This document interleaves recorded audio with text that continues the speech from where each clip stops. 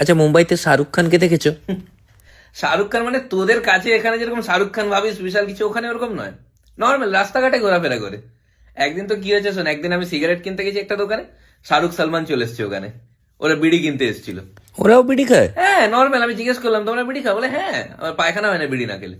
তো খুবই নর্মাল ব্যাপার। একদিন বাইরে বেরিয়েছি, চারদিকে পুরো লাল হয়ে গেছে। আমি বললাম কি হলো, সিপিএম এসছে নাকি? বলে না না সিপিএম না, অজয় দেবগন আর অক্ষয় কুমার বিমলা ইলাইচি কিনে ফিরছে। খুবই মানে এমনি ঘুরে বেড়ায় নর্মাল রাস্তাঘাটে। সে একদিন দেখলাম যে টাইগার শ্রফ টোটোতে আসছে, টাইগার শ্রফ। ধুর। আরে হ্যাঁ, আর টোটো চালাচ্ছিল অর্জুন কাপুর। কেন? ওর অ্যাক্টিং দেখে ওর বাবা কিনে দিয়েছে, কি করবে। ওখানে করে নর্মাল মানে একদিন শপিং মলে দেখছি ওই একটা করে যে তুষার কাপুর ঘুরে বেড়াচ্ছে। আমি বললাম কি হলো, এখানে কি দোকান দিয়েছো নাকি? আমি জিজ্ঞেস করলাম, রেগে গেছে আমার উপর। বলে হ্যাঁ, আমি এত বড় একটা, আমি এখানে শপিং মলে দোকান দেবো?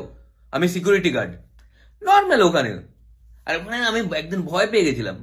আরে সব তো এমনি ঘুরে বেড়ায়, আমি হচ্ছে ভূত। একটা ড্রেস এমনি চলে যাচ্ছে, কেউ নেই, কোনো মাথা মুন্ডু নেই। আমি ভূত ভূত বলে চেঁচিয়ে এসেছি, সবাই বললো না ওর ভেতরে উর্ফি জাবেদ আছে। খুবই ওখানে তো এগুলো তোরা যেন ভাবিস ওরকম কোনো ব্যাপার নয় ওখানে। অমিতাভ বচ্চনকে দেখেছো? অমিতাভকে দেখবো না? একদিন ওর বাড়ির সামনে দাঁড়িয়ে আছি, দেখি ও হেঁটে হেঁটে বাইরে বেরোলো। ওদিন গাড়িটা খারাপ হয়ে গেছিল, ওই অভিষেক নিয়ে বেরিয়েছিল আগের দিন, ক্লাচ প্লেট প্লেট পুড়ে দিয়েছে। তো হেঁটে বেরোচ্ছে। অনেক লম্বা? হ্যাঁ খুব লম্বা। দেখতে কেমন? তো মুখ দেখতে পাইনি এত লম্বা আর কি।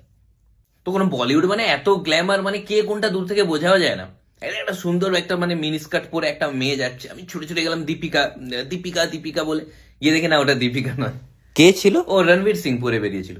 আর মুম্বাইতে চান্স পাওয়া কোনো ব্যাপার নয়, প্রত্যেক দিনই অডিশন হচ্ছে, ট্যালেন্ট থাকলেই চান্স হবে। ও তাই? আমি নিজে 2-3টে অডিশন দিয়েছি। আমাকে তো সঞ্জয় দা ছাড়তেই চাইছিল না, না তোমাকে আমার সিনেমা করতেই হবে। সঞ্জয় দা মানে? সঞ্জয় লীলা বনশালী। আমি যা হোক করে এসেছি, আমাকে বাড়ি যেতেই হবে, আমাকে ধান তুলতে হবে বলে আমি এসেছি।